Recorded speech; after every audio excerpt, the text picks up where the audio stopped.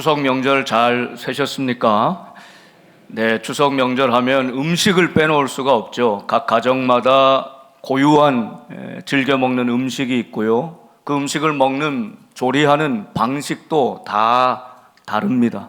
어느 한 며느리가 시집을 갔는데 계란을 부치는데, 계란이 원래 동그랗지 않습니까? 그런데 이 네 구퉁이를 항상 이렇게 잘라서 사각형 모양을 만들더래요.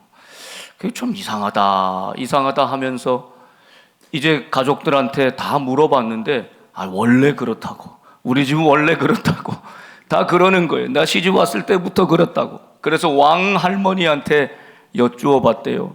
그랬더니 할머니가 내가 시집 올 때 그 계란 담는 그릇이 조그맣게 네모난 그릇이어서 거기 딱 맞춰 담으려면 네 구퉁이를 꼭 잘라야 됐대. 그래서 이 집은 네 구퉁이를 잘라서 계란을 먹는다는 거예요.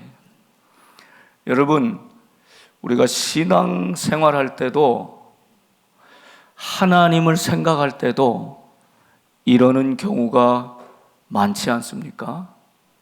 하나님은 우리보다 크시다 고백하면서도 실제로는 나의 생각, 나의 지식, 나의 경험, 내가 해오고 익숙한 방식대로 그 상자 안에, 그 작은 상자 안에 크고 놀라우신 하나님을 구겨 넣은 것처럼 그렇게 내 작은 믿음의 상자 안에 하나님을 가둬놓고 그 하나님을 믿는다 바라보고 있지는 않습니까? 하나님은 나보다 당연히 크신 분일 뿐만 아니라 온 세계와 이 나라와 역사와 우주보다 크신 분이시고 우리가 상상할 수 없는 놀라운 구원의 역사로 인도하시는 하나님이신 줄 믿습니다. 사도행전 10장의 말씀은 이 하나님의 크고 놀라우신 구원의 역사를 기록하고 있죠. 고넬료에게, 이방인에게 복음이 전해지고 선교의 문이 활짝 열리게 된 제2의 오순절의 사건이라고 말씀드렸습니다. 그런데 10장은 제3인칭으로 이 사건이 기록되어 있습니다. 아마도 누가가 보고 듣고 경험한 것을, 고넬료에게 준 환상, 베드로에게 준 환상을, 또 나중에 그 둘이 만남을 통해서 성령의 충만한 역사를 제3자가 기록한 것입니다. 그런데 오늘 사도행전 11장은 베드로가 자신이 체험한 것을 직접 보고하고 선포하고 있는 것입니다.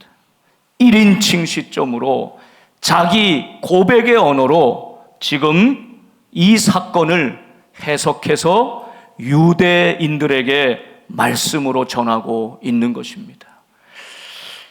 여러분, 이방인들에게도 하나님의 말씀이 전해졌다, 이방인들이 하나님의 말씀을 받았다, 얼마나 놀랍고도 기쁜 소식입니까?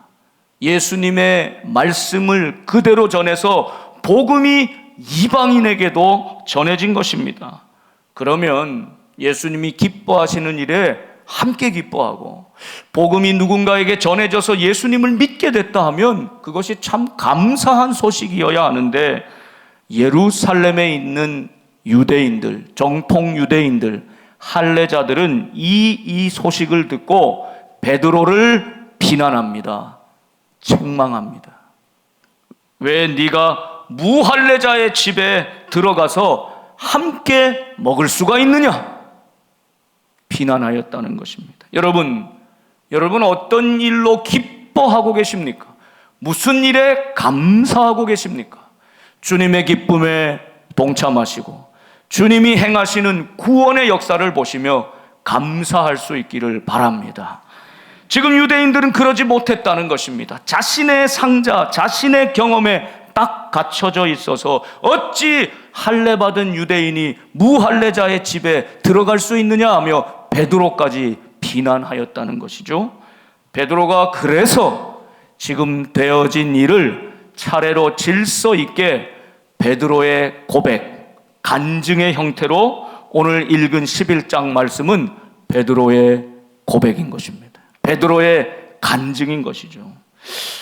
10장 내용과 비슷한 내용이 쭉 전개됩니다. 황홀한 중에 베드로가 본 환상, 그릇이 내려오고 잡아먹으라, 속된 건 내가 먹을 수 없습니다. 하나님이 깨끗하게 하신 것을 네가 속되다 할 수 있느냐? 그리고 3번 보여진 다음에 하늘로 그 그릇이 올려져 갔죠. 자, 여기까지는 비슷한데 베드로의 자기 고백이 담겨 있는 내용이 있습니다. 이 11절 말씀을 보시면요. 자, 이 환상을 보여준 다음에 이게 무슨 뜻인가? 하나님의 어떤 뜻과 계획이 여기 담겨져 있을까 고민하고 생각할 그때에 11절 말씀을 보면 마침이란 단어가 나오죠. 베드로가 이 환상 중에 고민하며 기도하며 묵상하고 있는데 마침, 이것은 하나님의 때를 가리키는 상징의 표현 아니겠습니까?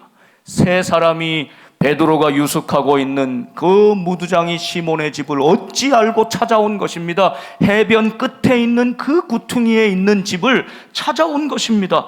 전혀 알지도 못하는 이방인 고넬료가 보냈답니다. 그것도 50km가 떨어진 가이사랴에서부터 여기까지 왔는데 딱 마침 베드로가 이 환상을 보고 그 환상이 딱 걷어진 다음에 이게 무슨 뜻인가 고민하고 기도할 바로 그때 고넬료가 보낸 사람들이 딱 그 문 앞에 와서 베드로를 찾고 있는 것이죠. 여러분, 우리가 인생의 갈림길에서 또 선택해야 될 일들이 있을 때, 고민하고 있는 일들이 있을 때, 이렇게 하나님께서 마침 딱 맞춰서 하나님의 사인을 보여주신다면 얼마나 좋을까요? 여러분, 깨어 있어서 하나님이 보여주시는 그 하나님의 때를 분별할 수 있기를 바랍니다. 내가 좋은 때가 아니라, 나에게 좋은 때가 아니라 하나님이 계획하신 때, 하나님의 마침을 경험할 수 있기를 바랍니다. 정반대의 경우도 있어요. 오늘 베드로는 마침 고넬료가 보낸 사람을 딱 만남으로 이거 하나님의 뜻이구나, 하나님의 때에 하나님의 역사를 이루시는 거구나 생각했지만, 여러분, 요나는 니느웨로 가라는 하나님의 명령을 받았음에도 불구하고 가기 싫었습니다. 난 안 갈래요. 그래서 정반대 먼 땅 다시스로 가기 위해서 항구인 욥바로 내려가죠. 그런데 요나서 보면 욥바로 내려갔더니 마침 다시스로 가는 배가 있는 거예요. 그래서 아이고 잘됐다 하고 그 다시스로 가는 배로 올라타죠. 그리고는 풍랑을 만나고 바다에 던져지게 됩니다. 여러분, 똑같은 마침이라도 베드로에게는 하나님이 보여주시는 하나님의 때의 사인, 바로 마침 그때가 되고, 요나에게는 자신이 원하는 방향을 향해서 하나님과 정반대를 향해서 가려고 하는데 마침 그쪽 가는 배가 있으니 올라타 버린 것입니다. 여러분, 깨어 분별해야 되는 이유가 여기 있습니다. 우리 눈앞에 마침 내가 원하는 상황이 펼쳐질 때 덥석 올라타는 것이 아니라 그 마침이 하나님의 때, 하나님의 계획, 하나님의 시간임을 기억하면서 확신하면서 그 하나님의 역사를 이루어가는 우리 모두가 될 수 있기를 바랍니다. 그리고는 그 사인을 따라 이제 마침 하나님의 때가 되었다는 것을 감지할 때에 더 확실한 하나님의 말씀이 있습니다. 12절 말씀을 보세요. 성령이 내게 명하사, 성령이 분명히 말씀해 주신 것입니다. 더 확실한 하나님의 뜻이죠. 하나님의 그 뜻은 무엇이었습니까? 아무 의심 말고 함께 가라. 여기서 의심 말라는 뜻은 차별하지도 말고 판단하지도 말라는 뜻입니다. 왜요? 지금 이방인이 찾으러 왔거든요. 이방인하고는 접촉도 하면 안 되는데 이방인이 찾아왔습니다. 로마의 군인들이 찾아왔습니다. 그러니 판단할 수 있지요. 차별할 수 있지요. 그러나 성령께서 분명하게 말씀해 주시는 겁니다. 함께 가라. 함께 가라. 이게 하나님의 뜻이다. 그 하나님의 말씀을 받고 그들과 함께 이방인과 함께 동행해서 그의 집에까지 갔다는 것입니다. 여러분, 그런데 동행한 사람이 몇 명이라고 합니까? 이 말씀은 10장에는 안 나오죠. 베드로가 구체적으로 알고 있었고 고백하고 있는 베드로의 관점으로 본 것이기 때문입니다. 6 형제가 동행했다는 거예요. 베드로까지 포함하면 7명이죠. 완전을 뜻하는 7명이 함께 동행했다는 것입니다. 만일 지금 이렇게 예루살렘에 있는 형제들에게 베드로가 이 고넬료 집에 일어났던 일을 이야기하는데 베드로 혼자 다녀왔다면 우리가 네 말을 어떻게 믿어? 라고 할 수도 있지 않습니까? 그런데 지금 6명이나 되는 형제들이 함께 동행했고 함께 하나님의 역사를 보았다는 것입니다. 이 또한 놀라운 하나님의 은혜 아니겠습니까? 그렇게 다 하나님의 놀라운 역사를 고넬료 집에 임한 성령의 역사를 경험했다 말하고 있습니다. 자, 이 사건을 베드로가 지금 보고하고 고백하면서 이 사건을 무엇이라고 정의하냐면 14절 말씀을 보시면 10장에서는 없었던 말씀이 등장하는데 눈여겨보셔야 돼요. 그가 너와 내 온 집이 구원받을 말씀을 내게 이르리라. 10장에는 그저 베드로를 통해 주신 말씀, 하나님이 주신 말씀 이렇게 표현하고 있어요. 그런데 이 사건을 베드로가 지금 다 경험했잖아요. 그리고 이제 보고하고 있는데 베드로가 가만히 생각해 보니 고넬료 집에서 일어났던 이 사건은 한마디로 하나님의 구원의 사건이다. 하나님이 이방인에게도 구원의 문을 활짝 열어주시고 저들을 죄 중에서 사망의 권세에서 건져주시려고 하는 하나님의 구원의 역사다. 그래서 자신이 전한 이 말씀이 바로 구원받을 말씀이라고 증거하고 있는 것입니다. 여러분, 오늘 여러분의 삶에, 여러분의 심령에, 여러분은 가정과 자손에게 이 한반도 이 땅에 구원의 역사가 일어나기를 간절히 소망합니다. 우리 믿음의 결국은 영혼의 구원을 이루는 것 아니겠습니까? 이 구원을 이미 받았고 이 구원의 확신 가운데 기쁨을 누리며 은혜 가운데 살아가는 삶, 이것이 성도의 은혜와 능력입니다.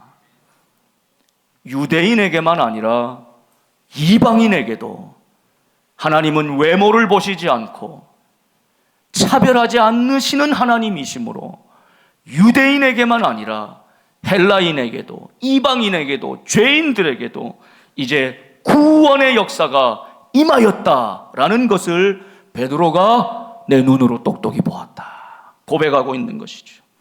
여러분, 제3자의 시점으로 누가 그랬대, 어느 집사님이 이랬대, 어느 권사님이 이랬대, 백날 들어봤자 아이고 그래 참 좋았겠네 끄덕끄덕은 되지만 내 삶에, 내 심령에, 내 삶의 능력이요 진리로 굳게 세워질 수는 없다는 것입니다. 내가 경험하고 내가 보고 내가 만져보고 내가 들은 그 복음이라야만 내 속에 살아있는 역사가 되는 것이죠. 베드로의 오늘 자기 고백이 이 1인칭 관점으로 고백하고 있는 이 말씀에 능력이 있는 이유가 여기에 있습니다. 고백의 능력입니다. 15절 말씀을 보시면 우리 같이 한번 읽어보겠습니다. 15절 시작. 내가 말을 시작할 때에 성령이 그들에게 임하시기를 처음 우리에게 하신 것과 같이 하는지라. 아멘. 고넬료의 집에 있었던 일을 이미 있었던 일인데 그 사건을 돌아보면서 베드로가 지금 이렇게 고백하고 있는 거예요. 내가 말을 설교를 시작할 때 이미 성령께서 강력하게 임하셨다.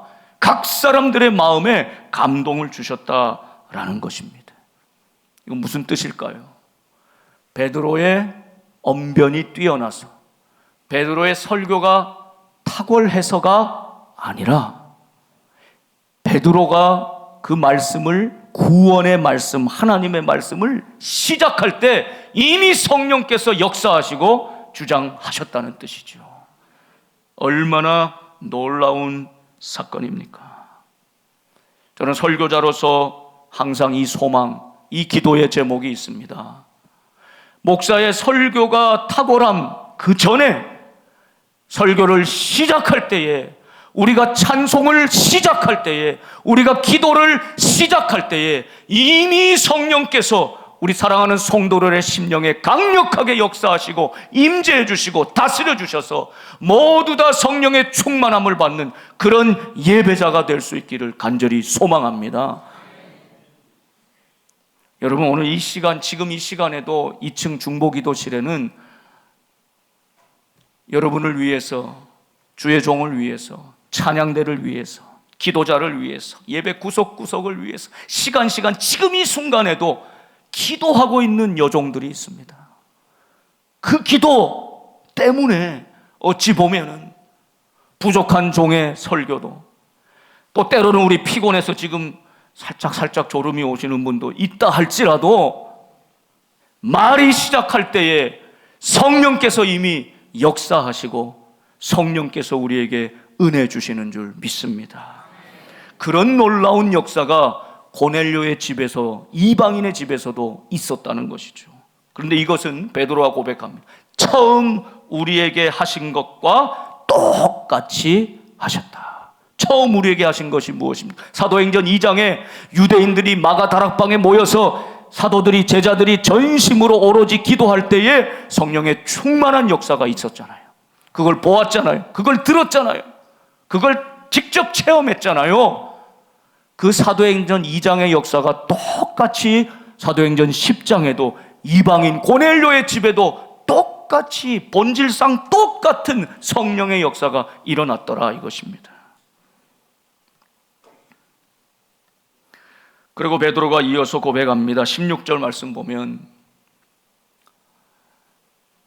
내가 주의 말씀에 요한은 물로 세례를 베풀었으나 너희는 성령으로 세례를 받으리라 하신 것이 생각났노라. 여러분, 베드로는 이 놀라운 성령 충만함의 사건을 보면서 주님의 말씀을 떠올린 것입니다. 베드로가 이 머리가 돌머리인데 우리랑 크게 다를 바 없어요. 그런데 그 돌을, 하나님의 교회를 그 위에 세우겠다는 반석으로 하나님께서 만들어 가시지 않습니까?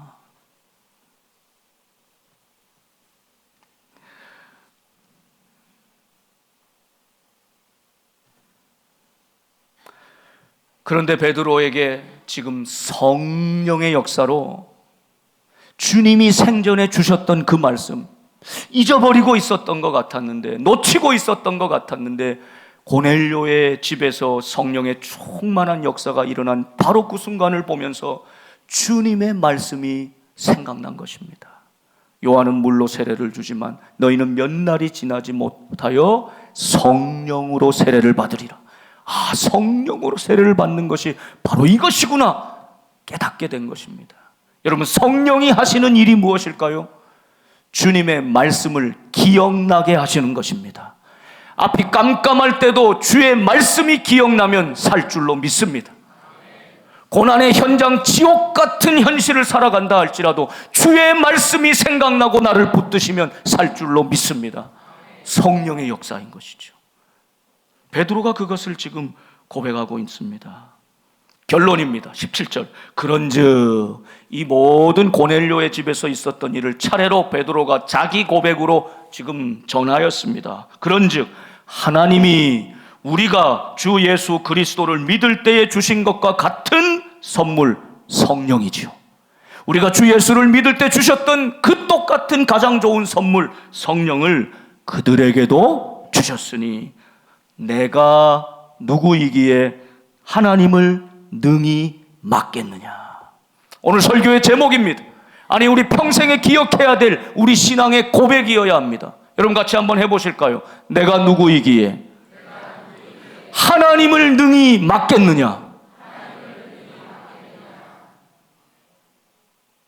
내가 목사라도, 내가 직분자라도, 아닌 내가 세상의 국회의원이라도, 내가 세상의 대통령이라도, 왕이라도, 그 어떤 권세자들이라도 하나님이 하시는 일을 막을 수 있겠느냐? 위대하고 놀라운 고백 아닙니까? 여러분, 우리는 죽을 때까지 이 믿음으로 살아갈 수 있기를 간절히 소망합니다. 여러분, 우리 눈앞에 닥쳐 있는 고난이, 현실이, 문제가 아무리 복잡하고 힘들어도, 아무 돌파구가 보이지 않는다 할지라도 내가 아니라 하나님께서 계획하시고 인도하시고 이끌어 가시면 막을 자가 없는 것입니다. 하나님의 구원의 역사는 아무도 막을 수가 없는 것입니다.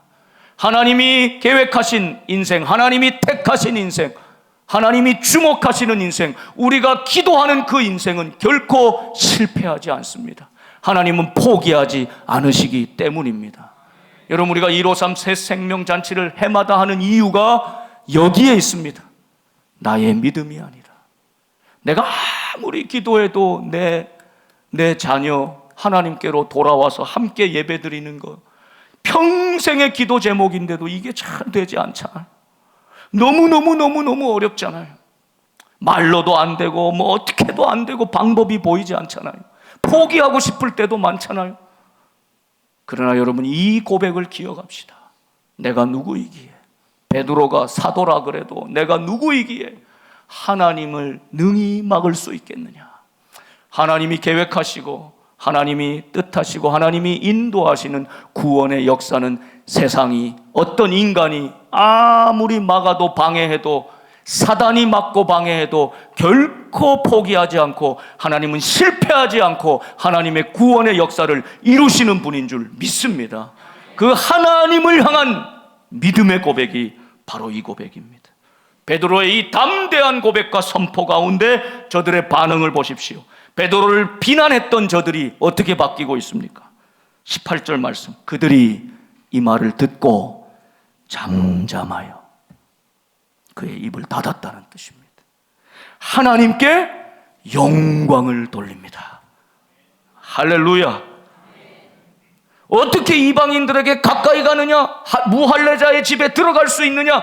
비난했던 저들이, 유대교의 율법으로 평생 살았던 저들이 지금 베드로의 이 자기 경험, 자기 고백을 듣고는 잠잠하여 하나님께 영광을 올렸다는 것입니다. 그러면 하나님께서 이방인에게도 생명 얻는 회개를 주셨도다 하니라. 놀라운 변화이죠. 지난 금요일에는 저희 모교인 장로의 신학대학교를 우리 장로님들, 목사님들, 우리 교우들 함께 62명이 한번 방문하였습니다. 저에게는 개인적으로 아주 감격적이고 참 제 20대 10년을 보냈던 선지동산, 많은 추억과 경험이 있는 곳, 기도탑에서 기도하고 운동장에서 운동하고 도서관에서 공부하고 또 아내를 만나서 교제하다가 결혼하게 되었고, 잊을 수 없는 추억이 있는 곳곳입니다. 외형적으로도 시설이 얼마나 좋아지고 도서관도 최근에 완성해서 얼마나 최첨단으로 잘 지었는지 몰라요. 공부만 하면 되겠더라. 가면 그냥 공부가 될 것 같아요. 근데 그것보다 더 감동적이었던 것은 한 2,000명 체풀을 꽉 채운, 그래도 아직 이 땅에 젊은이들이 하나님 앞에 자신의 삶을 헌신하고 뜨겁게 예배드리고 찬양하고 천지가 울리도록 기도하는 소리를 들으면서 얼마나 감동이 됐는지 몰라요. 아, 이 땅에 아직 소망이 있다. 한국교회에 아직 소망이 있다. 여러분, 시간 될 때 그 신학도들을 위해 미래의 이 한국교회와 사회와 역사와 세계를 하나님 나라로 바꿀 그 한 사람들을 위해 여러분 꼭 기도해 주실 수 있기를 바랍니다. 수많은 분들의 땀과 눈물과 헌신과 기도로 그 선지동산이 일구어져 있는데, 이렇게 쭉 캠퍼스를 투어하는데 도서관을 보여주는데요, 최첨단 시설인데 저 끝에 가보니까 시골에서 볼만한 툇마루가 이렇게 쭉 돼 있어요. 거기다 이름을 쉴 휴자를 붙여서 휴마루 이렇게 붙여놨어요. 거기에 사연이 있다는 거예요. 들어보니까 안산제일교회 원로 목사님 고훈 목사님인데 우리 원로 목사님하고도 동기시기도 하지요. 시도 쓰시고 말씀을 아직도 전하시는 주의 종, 참 귀한 종이신데 이분이 젊었을 때 예수님을 안 믿었습니다. 아버지도 폐병으로 돌아가시고 자신도 젊은 나이에 자기도 폐병이 걸려버렸어요. 꼭 죽을 것 같아. 그래서 그냥 햇빛 쬐러 집 앞에 툇마루에 나와서 잠시 누워있다가 또 해지면 들어가고 그렇게 반복하고 있는데 죽을 날만 생각하면서 그러고 있는데 윤귀열이라는 권사님이 시간만 되면 와가지고 너 예수 믿으면 산다, 예수 믿으면 산다 얘기하더래요.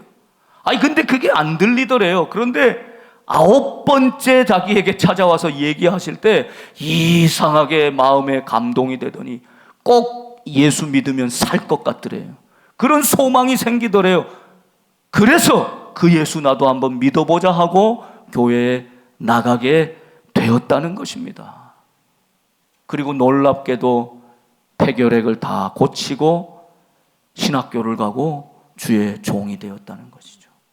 그래서 내가 이 장신대에 이 사랑의 빚을 갚는데 내 이름은 빼주시고 윤귀열 권사님, 나에게 복음을 전해주신 예수님 전해주신 그분의 이름으로라면 제가 내가 죽을 뻔한 폐결핵 걸려 햇볕 쬐던 그 툇마루처럼 그 마루를 좀 깔아달라고. 여러분 장신대생들이 지금도 베개 들고 다니면서 거기에 베개 놓고 쉬고 눕고 그런다는 거예요. 고은 목사님이 몇 해 전 국민일보 겨자씨라는 칼럼에 쓴 글에는 그분과 함께 자신에게 성경책을 주신 김 집사님 이야기가 있더라고요. 그 김 집사님은 사리원에서 피난 와서 자기 동네에 정착한 분입니다. 파편에 맞아 오른손 기능이 마비된 부인이었습니다. 그런데 목사님 보면서, 젊을 때 목사님 보면서, 고훈아, 네가 살려고 주님께 나왔구나. 우리가 네가 구원받도록 얼마나 기도를 많이 했는지 몰라. 한경진 목사님, 조영기 목사님 모두 결핵을 앓았으나 예수 믿고 목사가 되신 분들이니 너도 후일 목사 되라고 결핵 주신 것 같다. 이 성경은 내 보물과도 같은 것이니 이제 나는 눈도 멀고 읽을 수 없으니 네가 꼭 읽고 목사가 되거라. 가슴에 안겨준 그 성경 표지는 불에 타 없어지고 겨우 알맹이만 남아있는 그 성경이 처음으로 가슴에 닿았을 때 얼마나 가슴이 뜨거워졌는지, 지금까지 평생 한 번도 그 말씀, 성경 말씀을 있는 그대로 믿고 의심해 본 적이 없는 그 성경을 또 읽고 또 읽고 또 읽어 정말 목사가 되었다. 주님이 내게 면류관 2개를 주신다면 하나는 윤 권사님께, 하나는 이 성경을 내게 준 김 집사님께 드리겠다. 그분의 이 고백과 약속대로 장신대를 통해 그 권사님, 그 집사님을 기리는 마음이 그 툇마루에 담겨져 있는 것입니다. 사랑하는 여러분, 내가 누구이기에 하나님을 능히 막을 수 있겠느냐? 하나님이 하시는 일, 성령의 역사는 아무도 막을 수 없습니다. 이제 우리가 걸림돌이 아니라 디딤돌이 되십시다. 그래서 오늘 이 시대에 제2의 윤 권사님, 제2의 김 집사님, 제2의 고훈 목사님 같은 주의 종들이 우리 복된 교회를 통해서 이 땅을 변화시켜 나가는 놀라운 역사가 일어나기를, 그 하나님의 구원의 역사에 우리 모두가 동참하기를 주님의 이름으로 축원합니다. 기도하겠습니다.